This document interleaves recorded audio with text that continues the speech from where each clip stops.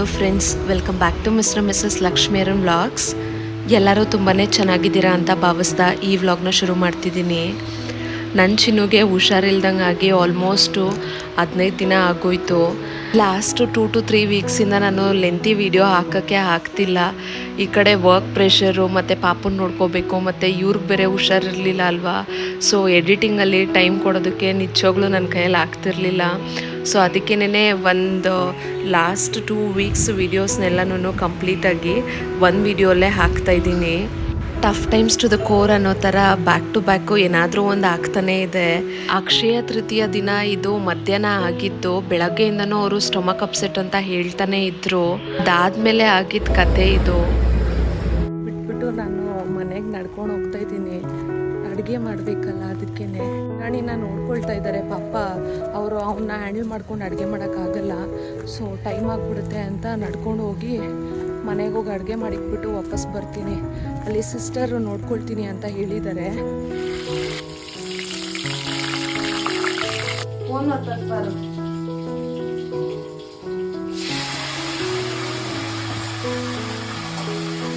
ಅರುಣನಾ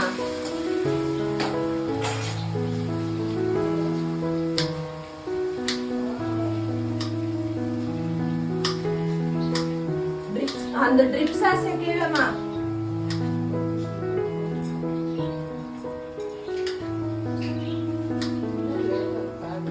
actually ನಮ್ಮ ಮನೆಯವರು ನನ್ನೊಬ್ಬಳನ್ನ ಎಲ್ಲಿಗೂ ಕಳ್ಸೋದಿಲ್ಲ. ಎಲ್ಲೇ ಹೋಗ್ಬೇಕು ಅಂದ್ರೂ ಜೊತೆಲೇ ಬರ್ತಾರೆ. ಇವತ್ತು ಅವ್ರಿಗೆ ಹುಷಾರಿರಲಿಲ್ಲ ಅಲ್ವಾ, ಯಾಮರಿಸ್ಬಿಟ್ಟು ನಾನು ಕರ್ಕೊಂಡೋಗಿರೋದು ಹಾಸ್ಪಿಟಲ್ಗೆ ಅವ್ರನ್ನ. ನಾನು ಕೈಯಲ್ಲಿ ಬ್ಯಾಗ್ ಹಿಡ್ಕೊಂಡು ತೋರಿಸಿದ್ನಲ್ಲ ಆಗಲೇ, ಅದೇನು ಅಂತ ಹೇಳಿದ್ರೆ ಅಕ್ಕಿ ರುಬ್ಬಿಸ್ಕೊಂಬರೋಣ ದೋಸೆಗೆ ಅಂತ ಹೇಳಿ ಕರ್ಕೊಂಡೋಗಿದ್ದು. ಯಾಕಂದರೆ ಬೆಳಗ್ಗೆಯಿಂದನೂ ಸ್ಟೊಮಕ್ ಅಪ್ಸೆಟ್ ಅಂತಲೇ ಹೇಳ್ತಿದ್ರು. ಇವತ್ತು ಅಕ್ಷಯ ತೃತೀಯ ಇತ್ತಲ್ವ, ನಾನು ಪೂಜೆ ಎಲ್ಲ ಮುಗಿಸ್ಕೊಂಡು ಆಫೀಸ್ ಕೆಲಸ ಮಾಡೋದಕ್ಕಂತ ಹೊರಟ್ಬಿಟ್ಟೆ. ಅವರು ಆಫೀಸ್ ಕೆಲಸ ಮಾಡಿಕೊಂಡು ಆರಾಮಾಗೇ ಇದ್ದರು. ಆಮೇಲೆ ನೋಡಿದ್ರೆ ಹೊಟ್ಟೆ ನೋವು ಅಂತ ಹೇಳಿದ್ರು. ಆಮೇಲೆ 4 to 5 ಟ್ರಿಪ್ಸು ವಾಶ್ರೂಮ್ಗೆ ಹೋಗಿ ಬಂದುಬಿಟ್ರು. ಆಮೇಲೆ ಕೇಳಿದೆ ನಾನು ಏನಾಯಿತು ಅಂತ. ಆಮೇಲೆ ಈ ಥರ ಸುಸ್ತಾಗ್ತಾ ಇದೆ, ಬೆಳಗ್ಗೆಯಿಂದನೂ ಕಂಟಿನ್ಯೂಸ್ ಆಗಿ ಲೂಸ್ ಮೋಷನ್ಸ್ ಆಗ್ತಿದೆ ಅಂತ ಹೇಳಿದ್ರು. ಸರಿ ಹಾಸ್ಪಿಟ್ಲಿಗೆ ಹೋಗ್ಬಿಟ್ಟು ಬರೋಣ ಬನ್ನಿ ಅಂತ ಕರಿತಾನೆ ಇದ್ದೀನಿ, ಬಂದೇ ಇಲ್ಲ ಅವರು. ಅವ್ರಿಗೇನೋ ಒಂಥರ ಹಾಸ್ಪಿಟಲ್ಸ್ಗೆ ಹೋಗ್ಬೇಕಂದ್ರೆ ಭಯ. ಅಮ್ಮನೂ ಹಂಗೆ ಮಾಡ್ತಾರೆ, ಇವರು ಹಂಗೆ ಮಾಡ್ತಾರೆ. ಹೆಂಗೋ ಕಾಡಿಬೇಡಿ ಹಾಸ್ಪಿಟ್ಲಿಗೆ ಕರ್ಕೊಂಡೋದೆ ಮಧ್ಯಾಹ್ನನೇ. ಸೊ ಡಾಕ್ಟರು ಸ್ಪೈಸಿ ಫುಡ್ಡೆಲ್ಲ ಏನೂ ಕೊಡಬೇಡಿ, ಬರೀ ಮೊಸರು ಅನ್ನ ಮಾತ್ರ ಕೊಡಿ ಮತ್ತು ಮಜ್ಜಿಗೆ ಕೊಡಿ, ಸರಿ ಹೋಗುತ್ತೆ ಅಂತ ಹೇಳಿ ಟ್ಯಾಬ್ಲೆಟ್ಸ್ ಕೊಟ್ಟರು. ಡಾಕ್ಟರ್ ಫಸ್ಟೇ ಕೇಳಿದ್ರು ಇಂಜೆಕ್ಷನ್ ಹಾಕಿಸ್ಕೊಳ್ಳಿ ಅಂತ. ಅವ್ರೇನು ಹೇಳಿದ್ರು, ಇಲ್ಲ ಬರೀ ನಾನು ಟ್ಯಾಬ್ಲೆಟ್ಸೇ ತಗೋತೀನಿ ಡಾಕ್ಟರ್ ಅಂತ ಹೇಳಿಬಿಟ್ಟು ವಾಪಸ್ ಬಂದುಬಿಟ್ವಿ. ಆಯಿತಾ, ಇದು ಬೆಳಗ್ಗೆ ಆಗಿದ್ದು, ಅಂದರೆ ಮಧ್ಯಾಹ್ನ ಅಷ್ಟೊತ್ತಿಗೆ, ಆಲ್ಮೋಸ್ಟು 3 o'clock ಅನಿಸುತ್ತೆ. ಹೋಗ್ಬಿಟ್ಟು ವಾಪಸ್ ಬಂದುಬಿಟ್ವಿ. ಅದಾದಮೇಲೆ ನಾನು ಆಫೀಸ್ ಕೆಲಸ ಕಂಟಿನ್ಯೂ ಮಾಡ್ತಾಯಿದ್ದೆ. ಚಿನ್ನು ನಾನು ಸ್ವಲ್ಪ ಹೊತ್ತು ಮಲ್ಕೋತೀನಂತ ಮಲ್ಕೊಂಡ್ರ. ಅದಾದಮೇಲೆ ಮತ್ತೆ ಎಷ್ಟೊಂದು ಟ್ರಿಪ್ಸು ವಾಶ್ರೂಮ್ಗೆ ಹೋಗ್ತಾ ಇದ್ದಾರೆ ಬರ್ತಾ ಇದ್ದಾರೆ, ಕಡಿಮೆನೇ ಆಗ್ತಾಯಿಲ್ಲ. ಅದಾದಮೇಲೆ ಡಾಕ್ಟರು ಬೆಳಗ್ಗೆನೇ ಬರ್ಕೊಟ್ಟಿದ್ರು ಇಂಜೆಕ್ಷನ್ನು, ನಿಮಗೆ ಬೇಕು ಅಂದರೆ ಆಪ್ಷನಲ್ಲೂ ಹಾಕಿಸ್ಕೊಳ್ಳಿ ಅಂತ. ಸರಿ ಅಂತ ಹೇಳ್ಬಿಟ್ಟು ಮತ್ತೆ ಸೆಕೆಂಡ್ ಟೈಮು ಈವ್ನಿಂಗು 5 o'clock ಹಂಗೆ ಕರ್ಕೊಂಡೋಗಿ ಇಂಜೆಕ್ಷನ್ ಮಾತ್ರ ಹಾಕಿಸ್ಕೊಂಡು ಬಂದೆ. ಇಂಜೆಕ್ಷನ್ ಹಾಕೋವಾಗ ನರ್ಸು ಹೇಳಿದ್ರು, ನೀವು ಬೆಟರು ಇಷ್ಟು ಸತಿ ವಾಶ್ರೂಮ್ಗೆ ಹೋಗಿ ಬರ್ತಿದ್ದೀರಾ ಅಂತ ಹೇಳಿದ್ರೆ ಡ್ರಿಪ್ಸ್ ಹಾಕಿಸ್ಕೊಂಬಿಡಿ, ಮೈಯಲ್ಲಿರೋ ನೀರೆಲ್ಲ ಇಳ್ದೋಗ್ಬಿಡುತ್ತೆ, ಸುಸ್ತು ಜಾಸ್ತಿ ಆಗುತ್ತೆ ಅಂತ. ನಮ್ಮ ಮನೆಯವ್ರಿಗೂ ಬೇಡವೇ ಬೇಡ ಅಂತ ಹಠ ಮಾಡಿದ್ರು. ಆದಮೇಲೆ ಹೆಂಗೋ ಇಂಜೆಕ್ಷನ್ ಹಾಕ್ಸಿದ್ದೀವಲ್ಲ ಸರಿ ಹೋಗುತ್ತೆ ಅಂತ ಹೇಳಿ ಮತ್ತೆ ಬಂದು ಮಲ್ಕೊಂಬಿಟ್ರು. ಅದಾದಮೇಲೆ 6 o'clock 7 o'clock ಆಯ್ತಲ್ವ, ಮತ್ತೆ ವಾಶ್ರೂಮ್ ಹೋಗ್ತಾನೇ ಇದ್ದಾರೆ, ಸುಸ್ತು ಬೀಳ್ತಿದ್ದಾರೆ. ಅದಕ್ಕೆ ನಾನು ಹೇಳಿಬಿಟ್ಟೆ, ಅಟ್ಲೀಸ್ಟ್ ನಡ್ಕೊಂಡು ಹೋಗೋ ಅಷ್ಟು ಶಕ್ತಿ ಆದರೂ ಇದ್ದರೆ ನಾನು ಹಾಸ್ಪಿಟ್ಲಿಗೆ ಕರ್ಕೊಂಡು ಹೋಗ್ಬೋದು. ಅಕಸ್ಮಾತ್ ತಲೆಗೆಲೆ ಸುತ್ತು ಬಿದ್ದರೆ ನಾವು ಬರೀ ಹೆಂಗಸ್ರೇ ಮನೇಲಿದ್ದೀವಿ. ಅವ್ರು ಬೇರೆ ಜಿಮ್ ಫಿಸಿಕ್ ಮೇಂಟೈನ್ ಮಾಡಿದ್ದಾರೆ, ಎತ್ಕೊಂಡು ಹೋಗೋಕ್ಕಾದ್ರೂ ನನ್ನ ಕೈಯಲ್ಲಿ ಆಗುತ್ತಾ ಹೇಳಿ? ಸೀರಿಯಸ್ಲಿ ನಾನು ಎಷ್ಟೋ ಕಾಡಿ ಬೇಡಿನೇ ಹಾಸ್ಪಿಟ್ಲಿಗೆ ಕರ್ಕೊಂಡು ಹೋಗಿದ್ದು. ನನಗೆ ನಿಜವಾಗ್ಲೂ ಅಳುನೇ ಬಂದ್ಬಿಡ್ತು, ಇದೇನಪ್ಪ ಇದು ಸಡನ್ನಾಗಿ ಹಿಂಗಾಗೋಯ್ತು ಅಂತ. ತುಂಬಾ ಸ್ಟ್ರಾಂಗ್ ಆಗಿದ್ದವರು ಈ ರೀತಿ ಸಡನ್ನಾಗಿ ಕುಸ್ದೋದಂಗೆ ಆಗೋಯ್ತಲ್ವ ಅಂತ ಕಣ್ಣಲ್ಲಿ ನೀರು ಬಂದ್ಬಿಡ್ತು. ಸರಿ ಇವರು ಪದೇ ಪದೇ ಕರೆದ್ರು ಬರಲ್ಲ ಅಂತ ಹೇಳಿಬಿಟ್ಟು ಏನು ಮಾಡಿದೆ, ಹೆಂಗಾದ್ರೂ ಯಾಮರ್ಸಿ ಕರ್ಕೊಂಡು ಹೋಗ್ಬೇಕಲ್ಲ ಅಂತ ಯೋಚನೆ ಮಾಡ್ತಿರೋವಾಗ ಅಮ್ಮ ದೋಸೆ ಹಿಟ್ಟು ರುಬ್ಬೋದಕ್ಕೆ ಹಾಕಿದ್ರು. ಸೊ ಅದನ್ನು ಪಕ್ಕದಲ್ಲೇ ಒಂದು ಅಂಗಡಿ ಇದೆ, ಅಲ್ಲೋಗಿ ರುಬ್ಬಿಸ್ಕೊಂಬರ್ಬೇಕು. ನಾನು ನಡ್ಕೊಂಡು ಹೋಗ್ತೀನಿ ಅಂದರೆ ನಮ್ಮ ಮನೆಯವರು ಬಿಲ್ಕುಲ್ ಬೇಡ, ನಾನೇ ಬರ್ತೀನಿ ಬಾ, ನಾನು ಚೆನ್ನಾಗಿದ್ದೀನಿ ಅಂತ ಹೇಳ್ತಾರೆ. ಸೊ ಅದಕ್ಕೆ ನಾನು ನಡ್ಕೊಂಡು ಹೋಗ್ತೀನಿ ಅಂತ ಹೇಳಿದೆ. ಅವರಿಲ್ಲ, ಒಂದು 5 ನಿಮಿಷ ತಾನೇ, ನಾನೇ ಬರ್ತೀನಿ ಬಾ ಅಂತ ಬಂದರು. ನನ್ನ ಪಾಕೆಟಲ್ಲೇ ಪ್ರಿಸ್ಕ್ರಿಪ್ಷನ್ ಇಟ್ಕೊಂಡು ತಿರುಗ್ತಾ ಇದ್ದೆ ಬೆಳಗ್ಗೆಯಿಂದನೂ. ಸೊ ಹಾಗೆ ಸೀದಾ ಕರ್ಕೊಂಡೋಗಿ ಬರಲೇಬೇಕು ಅಂತ ಪಕ್ಕದಲ್ಲೇ ಹಾಸ್ಪಿಟಲ್ ಇತ್ತಲ್ಲ, ಕರ್ಕೊಂಡೋಗ್ಬಿಟ್ಟು ಸಿಸ್ಟರ್ ಹತ್ರ ಹೇಳಿದೆ, ಈ ಥರ ಸುಸ್ತಾಗ್ತಿದೆ ತುಂಬ ಅವ್ರಿಗೆ ಅಂತ. ಹೇಳಿದ್ಮೇಲೆ ಅವರು ಹೇಳಿದ್ರು, ಮಧ್ಯಾಹ್ನನೇ ಇಷ್ಟೊತ್ತಿಗೆ ಹಾಕಿಸ್ಕೊಂಡಿದ್ರೆ ಸ್ವಲ್ಪ ಸ್ಟ್ರಾಂಗ್ ಆಗಿರ್ತಿದ್ರು, ನಾನು ಹೇಳಿದ ಮಾತು ನೀವು ಕೇಳಲಿಲ್ಲ ಅಂತ. ಮಕ್ಕಳ ಥರ ಹಠ ಮಾಡ್ತಿದ್ರೆ ಇನ್ನೇನು ಮಾಡೋಕ್ಕಾಗತ್ತಲ್ವ, ಅದಕ್ಕೇ ಈ ರೀತಿ ಯಾಮರ್ಸ್ಬಿಟ್ಟು ಕರ್ಕೊಂಡು ಹೋದೆ. ಸೊ ಅದಾದಮೇಲೆ ಹಾಸ್ಪಿಟಲಲ್ಲೂ ನಗ್ತಾಯಿದ್ರು, ಈ ರೀತಿ ಯಾಕೆ ಕರ್ಕೊಂಬಂದೆ ನೀನು, ನಾನು ಹೆಂಗೋ ಅಡ್ಜಸ್ಟ್ ಮಾಡ್ಕೊಂಡಿರ್ತಾಯಿದ್ದೆ ಅಂತ. ಸದ್ಯ ಸುಸ್ತು ಕಡಿಮೆ ಆದರೆ ಸಾಕು ಅಂತ ಡ್ರಿಪ್ಸ್ ಹಾಕಿಸ್ಬಿಟ್ಟು, ಆಮೇಲೆ ಪಾಪುಗೆ ಬೇರೆ ಊಟ ತಿನ್ನಿಸಿರ್ಲಿಲ್ಲ, ಹಾಗೆ ಹೋಗಿದ್ದೆ ಅಲ್ವಾ. ಅವ್ನು 7:30, 8 o'clock ತಿನ್ಕೊಂಡ್ಬಿಡ್ತಾನೆ. ಅದಕ್ಕೆ ಹೋಗೋಣ, ಅಮ್ಮ ಒಬ್ಬರೇ ಅವನ್ನ ಹ್ಯಾಂಡಲ್ ಮಾಡ್ತಿದ್ದಾರೆ ಅಂತ ನಡ್ಕೊಂಡೆ ಮನೆಗೆ ಬಂದುಬಿಟ್ಟು ಅಡುಗೆ ಮಾಡಿದೆ. ಅಷ್ಟೊತ್ತಿಗೆ ಕರೆಂಟ್ ಬೇರೆ ಹೋಗ್ಬಿಡ್ತು, ಚಟ್ನಿನೂ ಮುದ್ದೆ ಮಾಡೋಣ ಅಂದರೆ. ಆಮೇಲೆ ಕರೆಂಟು ಬಂತು, ನಮ್ಮ ಮನೆಯವರು ಬಂದರು. ನಾನು ಬಿಟ್ಬಿಟ್ಟು ಬರೋವಾಗ ಆಲ್ಮೋಸ್ಟ್ ಇನ್ನೂ 1.5 ಬಾಟಲ್ ಇತ್ತು ಡ್ರಿಪ್ಸು. ಸೊ ಅದು ಹಾಕಿಸ್ಕೊಂಡು ಅವ್ರ ಮನೆಗೆ ಬರೋಷ್ಟೊತ್ತಿಗೆ 9:45 ಆಗೋಗ್ಬಿಟ್ಟಿತ್ತು. ಅಷ್ಟೊತ್ತಿಗೆ ನಾನು ಅಡುಗೆ ಎಲ್ಲ ಮಾಡಿಕೊಂಡೆ, ಮತ್ತು ನಮ್ಮ ಪುಟಾಣಿಗೂ ಅಷ್ಟೇ ಫೀಡ್ ಮಾಡಿಬಿಟ್ಟಿದ್ದೆ. ನಮ್ಮ ಮನೆಯವ್ರ ಮನೆಗೆ ವಾಪಸ್ ಬಂದ್ರಲ್ವಾ, ಸ್ವಲ್ಪ ಖುಷಿ ಆಯಿತು. ಅವರೇ ಗಾಡಿ ಓಡಿಸ್ಕೊಂಡು ಬಂದರು, ಹೇಳಿದ್ರು ಸ್ವಲ್ಪ ಈಗ ಬೆಟರಾಗಿ ಫೀಲ್ ಆಗ್ತಿದೆ ಅಂತ. ಅದಾದಮೇಲೆ ಕಂಟಿನ್ಯೂಸ್ ಆಗಿ ಇನ್ನೂ 3 ದಿವಸ ಅವ್ರಿಗೆ ಲೂಸ್ ಮೋಷನ್ನೇ ಸ್ಟಾಪ್ ಆಗಲಿಲ್ಲ. ಒಂದು ದಿವಸ ಬೆಟರ್ ಆಗ್ತಿತ್ತು, ಇನ್ನೊಂದು ದಿವಸ ಸ್ವಲ್ಪ ಮತ್ತೆ ಅದೇ ಥರ ಆಗ್ತಿತ್ತು. ಮತ್ತು ಡಾಕ್ಟರ್ ಹತ್ರ ಹೋದ್ಮೇಲೆ ಹೇಳಿದ್ರು ಸ್ಪೈಸಿ ಏನೂ ಕೊಡಬೇಡಿ ಅಂತ.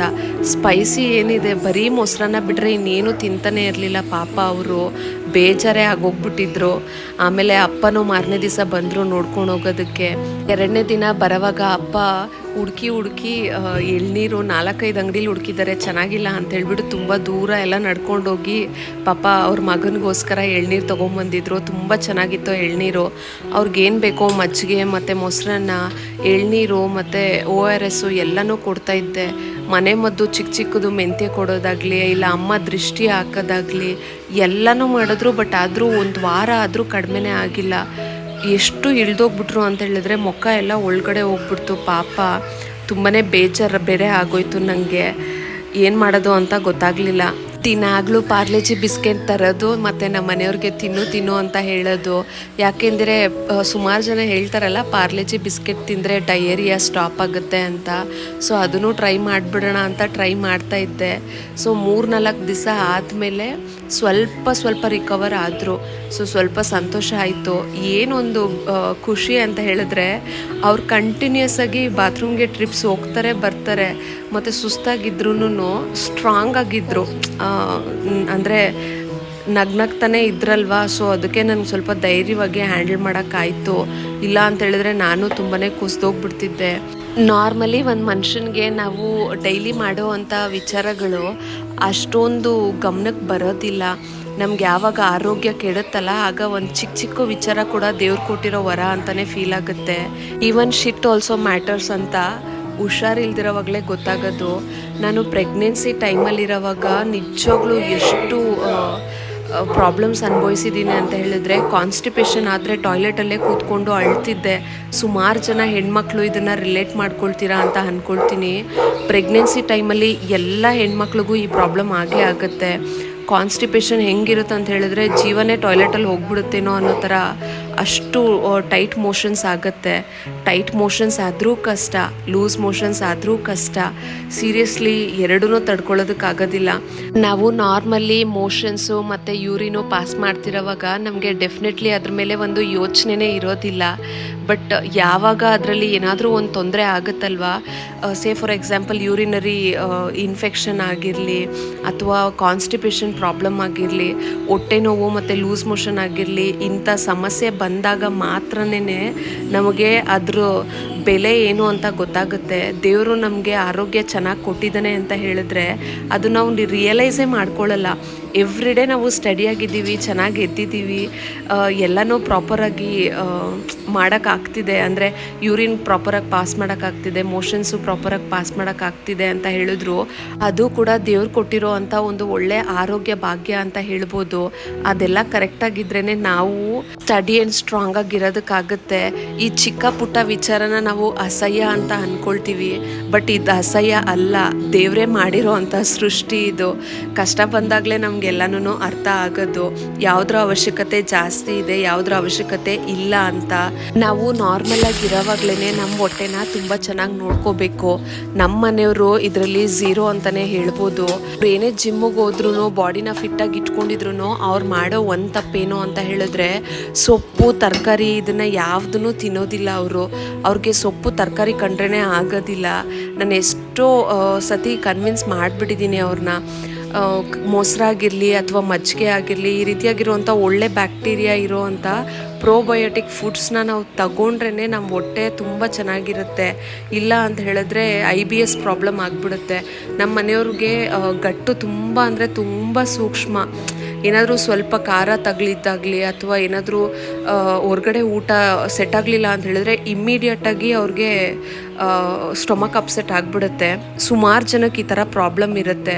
ಸೊ ಇರಿಟಬಲ್ ಬೌಲ್ ಸಿಂಡ್ರೋಮ್ ಅಂತ ಹೇಳ್ತಾರೆ ಇದನ್ನು. ಸೊ ನಮ್ಮ ಹೊಟ್ಟೆನ ಕರೆಕ್ಟಾಗಿ ನಾವು ಇಟ್ಕೊಂಡ್ವಿ ಅಂತ ಹೇಳಿದ್ರೆ ಈ ರೀತಿ ಎಲ್ಲ ಪದೇ ಪದೇ ಆಗೋದಿಲ್ಲ. ಅವ್ರ ಪಾಡು ನೋಡೋಕ್ಕಾಗದೆ ಯಾವಾಗ ರಿಕವರ್ ಆಗ್ತಾರೋ ಅಂತ ಅನ್ನಿಸ್ಬಿಡ್ತು. ಆಮೇಲೆ ಒಂದು ವಾರ ಆದಮೇಲೆ ಒಂದು ಸ್ವಲ್ಪ ಸಪ್ಪೆ ಊಟದಿಂದ ನಾರ್ಮಲ್ ಊಟಕ್ಕೆ ಟ್ರಾನ್ಸ್ಫರ್ ಆದರು. ದೋಸೆ ಮತ್ತು ಚಟ್ನಿ ಎಲ್ಲ ಮಾಡಿದಾಗ ಅವರು ಸ್ವಲ್ಪ ಖಾರ ಕಮ್ಮಿ ಇರೋದನ್ನೇ ಕೊಡ್ತಾಯಿದ್ದೆ ಅವ್ರಿಗೆ. ನಮ್ಮ ಪುಟಾಣಿ ಅಂತೂ ಅವ್ರ ಜೊತೇಲಿ ಕೂತ್ಕೊಂಡು ದೋಸೆ ತಿಂತಾನಲ್ಲ, ಸಖತ್ ಕ್ಯೂಟು.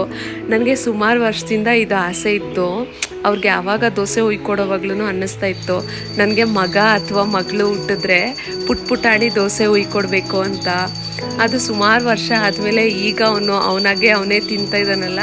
ಸೊ ಈ ರೀತಿ ಮಾಡಿಕೊಡುವಾಗ ಸಖತ್ ಖುಷಿ ಆಗುತ್ತೆ. ಅವನು ಕ್ಯೂಟಾಗಿ ಹ್ಯಾಪಿಯಾಗಿ ಕೂತ್ಕೊಂಡು ತಿಂತಾನಲ್ವ, ಅದು ನೋಡೋದೇನೋ ಒಂಥರ ಸಂತೋಷ.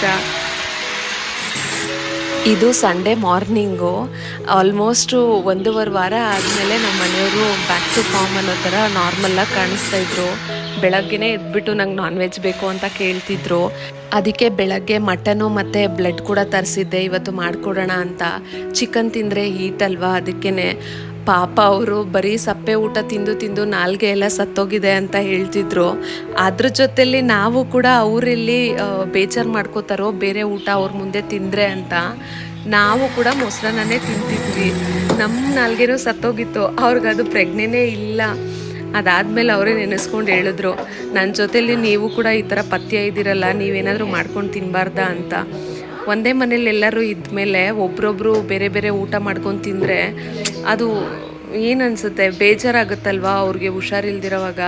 ಸೊ ಅದಕ್ಕೇ ನಾವು ಮೊಸರನ್ನೇ ತಿಂದು ಹೆಂಗೆ ಅನ್ನಿಸ್ಬಿಟ್ಟಿದೆ ಅಂದರೆ ಮೊಸರನ್ನ ನೋಡಿದ್ರೇ ಬೇಜಾರಾಗುತ್ತೆ, ಆ ಥರ ಆಗೋಗ್ಬಿಟ್ಟಿದೆ. ಇನ್ನೂ ನಾನು ಪ್ರೀವಿಯಸ್ ವ್ಲಾಗಲ್ಲಿ ನೋಡಿರ್ತೀರ ನೀವು, ಸಿಂಕು ಕ್ಲಾಗ್ ಆಗಿಬಿಟ್ಟು ನೀರೆಲ್ಲ ಹೊರ್ಗಡೆ ಬರ್ತಾಯಿತ್ತು. ಏನು ಮಾಡಿದ್ರು ಕೂಡ ನೀರು ಆಚೆ ಬರ್ತಿತ್ತು. ಸರಿ ಯಾರಿಗಾದ್ರೂ ಕೂಲಿ ಕೆಲಸದವ್ರನ್ನ ಚೆಕ್ ಮಾಡಿಬಿಟ್ಟು ಒಪ್ಸ್ಬಿಡೋಣ ಅಂತ ಚೆಕ್ ಮಾಡಿದ್ವಿ. ಅಪ್ಪನ ಹತ್ರ ಕೂಲಿ ಕೆಲಸದವ್ರು ಇದ್ದಿದ್ರೆ ಅವರೇ ಕರ್ಕೊಬಂದು ಮಾಡಿಸ್ಬಿಡ್ತಾಯಿದ್ರು. ಬಟ್ ಪಾಪ ಅವ್ರಿಗೆ ಯಾರೂ ಸಿಕ್ಕಲಿಲ್ಲ ಅಂತ ಹೇಳಿಬಿಟ್ಟು ಇಲ್ಲೇ ನಮಗೆ ಗೊತ್ತಿರೋರ ಹತ್ರ ಹೇಳಿದ್ವಿ. ಸೊ ಅವರು 100% ಎಲ್ಲ ಕೆಲಸ ಕ್ಲಿಯರಾಗಿ ಮಾಡಿಸ್ತೀವಿ, 30-40 ಸೈಟ್ಗೆ ಇಷ್ಟಾಗುತ್ತೆ ಅಂತೆಲ್ಲ ಮಾತಾಡಿದ್ರು. ಸರಿ ಎಲ್ಲ ಕ್ಲಿಯರಾಗಿ ಮಾಡಿಬಿಟ್ಟು ಪೈಪೆಲ್ಲ ಹಾಕಿ ಹೊಸದಾಗಿ ಕೊಡ್ತೀವಿ ಸಿಂಕ್ಗೆ ಅಂತ ಹೇಳಿ ಒಂದೇ ದಿವಸದಲ್ಲಿ ಕೆಲಸ ಮಾಡಿಬಿಡ್ತೀವಿ. ಇನ್ನೊಂದು ದಿವಸದಲ್ಲಿ ಮಣ್ಣೆಲ್ಲ ಇದೆಯಲ್ಲ ಹೊರಗಡೆ ತೆಗ್ದಾಕಿಸ್ಬಿಡ್ತೀವಿ ಅಂತ ಹೇಳಿದ್ರು. ಸರಿ ಓಕೆ, ಎಲ್ಲ ಕ್ಲಿಯರಾಗಿ ಮಾಡಿಕೊಡ್ತಾರೆ, ಅಷ್ಟು ಕ್ಲೀನಾಗಿ ಹೇಳ್ತಿದ್ದಾರಲ್ವ ಅಂತ ನಂಬಿಬಿಟ್ಟು ಕೆಲಸನ ಕೊಟ್ವಿ.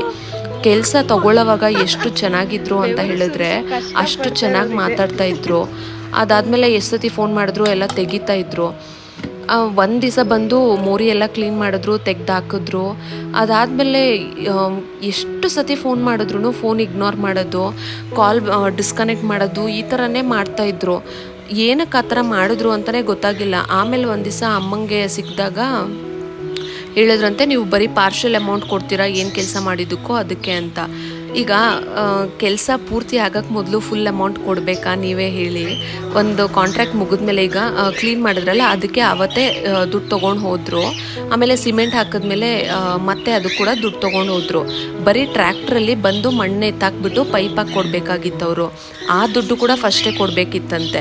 ಟ್ರ್ಯಾಕ್ಟ್ರವರು ಬಂದು ಮನೆ ಹತ್ರ ಗಾಡಿ ನಿಲ್ಲಿಸಿದ್ರೆ ದುಡ್ಡು ಡೆಫಿನೆಟ್ಲಿ ನಾವು ಕೊಡ್ತೀವಿ, ಎಲ್ಲಾದರೂ ಓಡೋಗ್ಬಿಡ್ತೀವ. ಸೀರಿಯಸ್ಲಿ ನಾವು ಇನ್ನೊಬ್ರಿಗೆ ಹಾಮ್ ಮಾಡಬಾರ್ದು ಅಂತ ಅಂದ್ಕೊಳ್ಳೋ ಅಂಥ ಜನ. ಅದ್ರಲ್ಲಿ ನೋಡಿದ್ರೆ ಏನೋ ಮೋಸ ಮಾಡಿಬಿಡ್ತೀವಿ ಅನ್ನೋ ಥರ ನೀವು ಫಸ್ಟೇ ಪೇ ಮಾಡಬೇಕು ಅಂತ ಅಮ್ಮನ ಹತ್ರ ರೂಢಾಗಿ ಮಾತಾಡಿದ್ರಂತೆ. ಅಮ್ಮ ತುಂಬಾ ಬೇಸರ ಮಾಡ್ಕೊಂಬಿಟ್ರು. ಕೆಲಸ ಆಗೋದಕ್ಕೆ ಮೊದಲು ಎಷ್ಟು ಚೆನ್ನಾಗಿ ಮಾತಾಡಿದ್ರು, ಆಮೇಲೆ ಕೆಲಸ ಮುಗಿಯೋ ಅಂಥ ಟೈಮಲ್ಲಿ ಈ ಥರ ಮಾತಾಡ್ಬಿಟ್ರಲ್ವಾ ಅಂತ ತುಂಬಾ ಬೇಜಾರಾಗೋಯ್ತು. ಆಮೇಲೆ ಒಂದು ವಾರವರೆಗೂ ಹೊರ್ಗಡೆನೇ ಬಿದ್ದಿದೆ ಅದು ಮಣ್ಣು, ಅಂದರೆ ಸ್ಯಾನಿಟರಿದು ಗಲೀಜೆಲ್ಲನೂ ಆಚೆ ಎತ್ತಾಕಿದ್ರಲ್ಲ ಅದು. ಅಕ್ಕಪಕ್ಕ ಇರೋರೆಲ್ಲ ಹೋಗ್ತಾ ಬರ್ತಾ ಅವ್ರಿಗೂ ಒಂಥರ ಬೇಜಾರಾಗುತ್ತಲ್ವಾ. ನನಗಂತೂ ತುಂಬಾ ಬೇಸರ ಆಗ್ತಿತ್ತು ಆ ರಂಗೋಲಿ ಹಾಕೋವಾಗೆಲ್ಲ.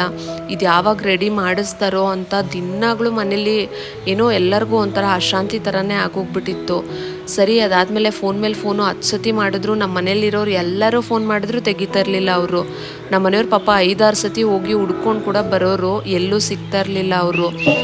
ಆದಮೇಲೆ ಒಂದು ಸತಿ ಅಮ್ಮಂಗೆ ಸಿಕ್ಕಿದ್ರಲ್ಲ, ಅದಾಗಿದ್ದು ನೆಕ್ಸ್ಟ್ ದಿವಸ ನೆನ್ನೆ ಬಂದು ಟ್ರ್ಯಾಕ್ಟರ್ನ ಕರ್ಕೊಬಂದು ಮಣ್ಣೆಲ್ಲ ಎತ್ತಾಕಿಸ್ಬಿಟ್ಟು ಹೋದವರು. ಪೈಪ್ ತೊಗೊಬನ್ನಿ ಅಂತ ಹೇಳಿದ್ರು, ಎಷ್ಟು ಲೆಂತು ಅಂತ. ಅವರು ಕೂಡ ಜೊತೇಲಿ ಹೋದ್ರಂತೆ, ಅಪ್ಪ ಕೂಡ ಬಂದಿದ್ರು ಅವತ್ತು. ಅಂಗಡಿಗೂ ಜೊತೇಲಿ ಹೋಗಿದ್ದಾರೆ. ಹೋಗ್ಬಿಟ್ಟು ಪೈಪ್ ತೊಗೊಂಡು ಬರೋಷ್ಟೊತ್ತಿಗೆ ನಾನು ಬಂದು ಹಾಕ್ಕೊಡ್ತೀನಿ ಅಂತ ಹೋದವರು ಬರಲೇ ಇಲ್ಲ. ಫೋನ್ ಮಾಡಿದ್ರು ತೆಗ್ದಿಲ್ಲ. 2 ದಿವಸ ವೆಯ್ಟ್ ಮಾಡಿದ್ದೀವಿ. ಇನ್ನೂ ಎಷ್ಟು ದಿವಸ ವೆಯ್ಟ್ ಮಾಡೋದು ಅಲ್ವಾ. ನಮ್ಮ ಮನೆಯವ್ರಿಗೂ ತುಂಬಾ ಬೇಜಾರಾಗೋಯ್ತು. ಇದೇನಿದು ಒಳ್ಳೆತನದಲ್ಲಿದ್ದರೆ ಈ ಥರ ಇದ್ದಾರಲ್ವ ಜನ ಅಂತ ಅವ್ರದ್ದು ಟ್ರ್ಯಾಕ್ಟರ್ ಮಣ್ಣೆ ಎತ್ತಾಕಿದ್ರಲ್ಲ ಅದಕ್ಕೆಲ್ಲನೂ ದುಡ್ಡು ಕಳಿಸ್ಬಿಟ್ಟಿದ್ದೀವಿ. ಅದಾದಮೇಲೆ ಅವರು ಸ್ವಲ್ಪ ಐಟಮ್ಸು ಹಂಗೆ ಬಿಟ್ಟು ಹೋಗ್ಬಿಟ್ಟಿದ್ದಾರೆ. ಇಲ್ಲಿ ಬಾಣಲಿ ಆಗಿರಲಿ ಅಥವಾ ಕೋಲ್ ಆಗಿರಲಿ ಅದನ್ನೆಲ್ಲ ತಗೊಂಡೇ ಹೋಗಲಿಲ್ಲ. ಇನ್ನೂ ಪೈಪು ಹಾಕ್ಕೊಡೋಕ್ಕೂ ಬರಲಿಲ್ಲ. ನಮ್ಮ ಮನೆಯವರು ನಾವು ಚಿಂತೆ ಮಾಡ್ತಿದ್ವಲ್ಲ, ಅದನ್ನ ನೋಡೋಕ್ಕಾಗದೆ ಸರಿ ಓದಲೇ ಹೋಗಲಿ, ನಾನೇ ಹಾಕ್ಕೊಡ್ತೀನಿ ಬಿಡು ಅಂತ ಹೇಳಿದ್ರು. ಪಾಪ ನಮ್ಮ ಮನೆಯವ್ರಿಗೆ ಆಲ್ಮೋಸ್ಟು 1.5 ವಾರದಿಂದ ಹುಷಾರೇ ಇಲ್ಲ. ಅವರೇ ಮೈಯೆಲ್ಲ ಇಳ್ದೋಗ್ಬಿಟ್ಟು ತುಂಬಾ ಸುಸ್ತಾಗಿದ್ರು. ಏನಕ್ಕೆ ಮಾಡ್ತೀರಾ ಬೇಡ ಅಂತ ಹೇಳಿದೆ. ಬಟ್ ಆದರೆ ಅಪ್ಪನಿಗೆ ಕಾಲ್ ಮಾಡಿಬಿಟ್ಟು ಅವ್ರನ್ನ ಕರೆಸ್ಕೊಂಡು ಅಪ್ಪನೂ ನಮ್ಮ ಮನೆಯವರೇ ಸೇರಿಕೊಂಡು ಭಾನುವಾರ ಕೆಲಸನ ಅರ್ಧ ಮುಗಿಸಿದ್ರು. ಡ್ರಿಲ್ ಮಾಡೋದಕ್ಕೆ ಪಾಪ ನಮ್ಮ ಮಾವನ ಕೈಯಲ್ಲಿ ತುಂಬಾ ಸುಸ್ತಾಗ್ತಿತ್ತು, ಆಗ್ತಾ ಇರಲಿಲ್ಲ. ನಮ್ಮ ಮನೆಯವ್ರು ಹೆಂಗೋ ಹೋಲ್ ಮಾಡಿದ್ರು, ಅಪ್ಪನೂ ಸಪೋರ್ಟ್ ಮಾಡಿದ್ರು. ಇಬ್ಬರೂ ಸೇರಿಕೊಂಡು ಹೇಗೋ ಕ್ಲೀನಾಗಿ ಅದನ್ನೆಲ್ಲ ಡ್ರಿಲ್ ಮಾಡಿ ಪೈಪೆಲ್ಲ ಸೆಟ್ ಮಾಡಿಬಿಟ್ರು.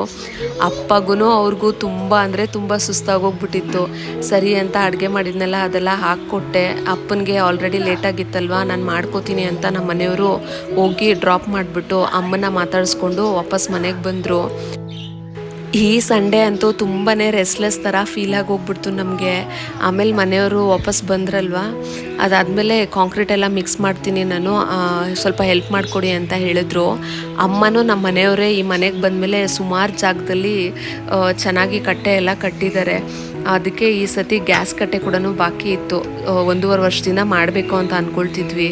ಸೊ ಅದು ಕೂಡ ಹೆಂಗೋ ಅರ್ಧಂಬರ್ಧ ಕಟ್ಟಿ ಬಿಟ್ಟರು. ನಾಳೆ ನೋಡೋಣ ಅಂತ ಹೇಳಿಬಿಟ್ಟು ನಾನು ಸ್ವಲ್ಪ ಚಿಕ್ಕ ಪುಟ್ಟ ಹೆಲ್ಪ್ ಎಲ್ಲ ಮಾಡಿಕೊಡ್ತಾಯಿದ್ದೆ. ನಮ್ಮ ಪುಟಾಣಿನ ನೋಡ್ಕೊಳ್ಳೋದ್ರಲ್ಲೇ ಟೈಮ್ ಹೋಗ್ಬಿಡುತ್ತೆ. ಇನ್ನು ಮಾರನೇ ದಿನ ಬೆಳಗ್ಗೆ ಎದ್ದರೆ ನಮ್ಮ ಪುಟಾಣಿದು ಇಯರಿಂಗ್ ಕಾಣೆ ಆಗೋಗ್ಬಿಟ್ಟಿತ್ತು. ಸೊ ಇಯರಿಂಗ್ ಅವನೇ ಹುಡ್ಕೊಟ್ಟ, ಬಟ್ ತಿರ್ಪ ಮಿಸ್ ಆಗೋಗ್ಬಿಟ್ಟಿತ್ತು. ಆಮೇಲೆ ಕಸದಲ್ಲೆಲ್ಲ ಹುಡುಕಿದ್ದೀವಿ, ಮತ್ತು ನೆನ್ನೆ ಸಿಮೆಂಟಲ್ಲೆಲ್ಲ ವರ್ಕ್ ಮಾಡಿದ್ರಲ್ಲ ಅದರಲ್ಲೆಲ್ಲ ಹುಡುಕಿದ್ರು ಪಾಪ ನಮ್ಮ ಮನೆಯವರು. ನಾನು ಏನೋ ಒಂದು ತಲೆಯಲ್ಲಿ ಓಡ್ತು ನನಗೆ. ಸೊ ಇನ್ನೊಂದು ಸತಿ ಹೋಗಿ ನೋಡೋಣ ಅಂತ ಅವ್ನು ಚೆಕ್ ಮಾಡಿದ್ರೆ ಬಕೆಟಲ್ಲೇ ಬಿದ್ದಿತ್ತು ತಿರ್ಪ. ಇದು 5ರಿಂದ 6 ಸತಿ ಆಲ್ರೆಡಿ ಮಿಸ್ ಆಗಿಬಿಟ್ಟು, ಇದು 7th or 8th ಟೈಮ್ ಅನಿಸುತ್ತೆ ಇದು ಸಿಗ್ತಾ ಇರೋದು. ಲಕ್ಕಿಲಿ ಅಮ್ಮ ಪ್ರೀತಿಯಿಂದ ನಮ್ಮ ಪುಟಾಣಿಗೆ ಕಿವಿ ಚುಚ್ಸೋವಾಗ ಹಾಕ್ಸಿದ ಓಲೆ ಇದು. ಅದು ಏನು ಮಾಡಿದ್ರೂ ತಿರ್ಪ ಟೈಟಾಗಿ ಕೂತ್ಕೊಳ್ತಾನೆ ಇಲ್ಲ. ಬಟ್ಟೆಗೆ ಸಿಕ್ಕಾಕೊಂಡ್ರೆ ಅದು ಬಂದ್ಬಿಡ್ತಾ ಇದೆ. ಹೆಂಗೋ ಫೈನಲಿ ಸಿಕ್ತಲ್ಲಪ್ಪ ಅಂತ ಖುಷಿ ಆಯಿತು. ಹಿಂಗೆ ಕಷ್ಟ ಮೇಲೆ ಕಷ್ಟಗಳು ಬ್ಯಾಕ್ ಟು ಬ್ಯಾಕು ಏನೋ ಟಫ್ ಟೈಮ್ ಥರ ಫೀಲ್ ಆಗ್ತಾ ಇತ್ತು. ಸೊ ಮನುಷ್ಯ ಅಂದಮೇಲೆ ಪ್ರಾಬ್ಲಮ್ಸು ಕಾಮನ್ನೇ ಅಲ್ವಾ. ಸೊ ಎಲ್ಲ ವ್ಲಾಗಲ್ಲೂ ಏನಾದರೂ ಒಂದು ಪ್ರಾಬ್ಲಮ್ ಇದ್ದೇ ಇರುತ್ತೆ ಅಂತ ಹೇಳ್ತಾ ಇರ್ತೀನಿ. ಬಟ್ ಆದರೆ ಲೈಫಲ್ಲಿ ನಡೀತಾ ಇರೋದೇ ಆ ಥರ. ಸೊ ಅದನ್ನೇ ಡೆಫಿನೆಟ್ಲಿ ನಾನು ಶೇರ್ ಮಾಡಬೇಕಾಗತ್ತೆ. ಅದನ್ನು ಬಿಟ್ಟು ನಾನೇನೋ ಮ್ಯಾನಿಪುಲೇಟ್ ಮಾಡೋದಕ್ಕಾಗೋದಿಲ್ಲ. ಇನ್ನು ಸುಮಾರು ಜನ ನನಗೆ ಕಮೆಂಟ್ಸಲ್ಲಿ ಮತ್ತು ಡಿ ಎಮ್ಮಲ್ಲಿ ಚಿನುಗೆ ಹುಷಾರಿಲ್ಲ ಅಂದಿದ ತಕ್ಷಣ ತುಂಬಾ ಒಳ್ಳೆಯದಾಗಿ ಸ್ಪಂದಿಸಿ ಕೇರಿಂದ ಮೆಸೇಜಸ್ ಕಳಿಸಿದ್ದೀರಾ. ತುಂಬ ತುಂಬ ಥ್ಯಾಂಕ್ ಯು. ನಿಮ್ಮೆಲ್ಲರ ಪ್ರೀತಿ ಗಳಿಸಿರೋದಕ್ಕೆ ನನಗೆ ತುಂಬಾ ಖುಷಿ ಆಗುತ್ತೆ. ನೋಡಿದ್ರಲ್ವ ನಾವು ಲಾಸ್ಟ್ 2 ವೀಕ್ಸಿಂದ ಯಾವ ರೀತಿ ಅಪ್ಸ್ ಆ್ಯಂಡ್ ಡೌನ್ಸ್ನ ಫೇಸ್ ಮಾಡಿದ್ರಿ ಅನ್ನೋದನ್ನು. ಸೊ ಇದೆಲ್ಲರಿಗೂ ಕಾಮನ್ನೇ, ಆದರೆ ನಿಮ್ಮೆಲ್ಲರ ಪ್ರೀತಿ ಸಪೋರ್ಟ್ ಸಿಕ್ಕಿರೋದಕ್ಕೆ ನನಗೆ ತುಂಬಾ ಖುಷಿ ಆಗ್ತಿದೆ. ಸೊ ನೀವೇನಾದರೂ ಈ ವ್ಲಾಗ್ನ ಇಲ್ಲಿವರೆಗೂ ನೋಡಿದರೆ thank you so much for your precious time and kind support friends. ಈ ವ್ಲಾಗು ನಿಮಗೆ ಇಷ್ಟ ಆಗಿದ್ದರೆ ದಯವಿಟ್ಟು ಒಂದು ಲೈಕ್ ಮಾಡಿ, ಶೇರ್ ಮಾಡಿ, ಮತ್ತು ನನ್ನ ಚಾನಲ್ಗೆ ಸಬ್ಸ್ಕ್ರೈಬ್ ಮಾಡಿ ನನಗೆ ಸಪೋರ್ಟ್ ಮಾಡಿ. Thank you for watching. Will catch you in next vlog.